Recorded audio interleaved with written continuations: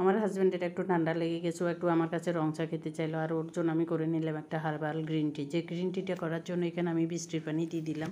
বৃষ্টির পানি বা ওয়াসার পানি দিবেন যাদের আছে, আর যাদের পানি আমাদের মতো কলের পানির সমস্যা তারা অ্যাভয়েড করে যাবেন, কারণ আমার কলের পানি দিয়ে চা কিংবা ডাল ওগুলো সুন্দর হতে চায় না। তো এখানে একটা হামাদিস্তা, আমার শ্বশুরের যখন আমার বিয়ে হয় তখন এই হামাদিস্তা দিয়ে ফানছি চেকাতেন, এখন এটা দিয়ে আমি মাঝে মাঝে কাজে লাগাই। এখানে দারচিনি, এলাচি, তেজপাতা আর আদা দিয়ে দিলাম মিষ্টি জিরা, লং সাথে দিয়ে একটু চেঁচে নিলাম। আর পানিটা একটু গরম হয়ে আসার পরে এখানে দিয়ে দিলাম লেমন গ্রাস, আমার ছাদের ছিল, আর তেজপাতা। লেমন গ্রাসটা আসলে অপশনাল, যদি হাতের কাছে না থাকে তো সমস্যা নেই, লেবু পাতা দিয়ে দিতে পারেন ফ্লেভারের জন্য, আর না হয় লেবু দিতে পারেন, লেবুর উপরে স্কিনটাও দিতে পারেন। এখন যখন পানিটা ফুটে উঠছে তখন আমি ওইখানে হামাদিস্তা চেঁচে রাখা মশলাগুলি দিয়ে দিলাম, গরম মশলা, আর দিয়ে দিলাম 2টা গ্রিন টির ব্যাগ, লিপটপ যে ব্যাগগুলি থাকে, দিয়ে দিলাম লবণ এবং চিনি পরিমাণ মতো, কারণ রং চাই, এগুলি ছাড়া আবার ভালো লাগবে না।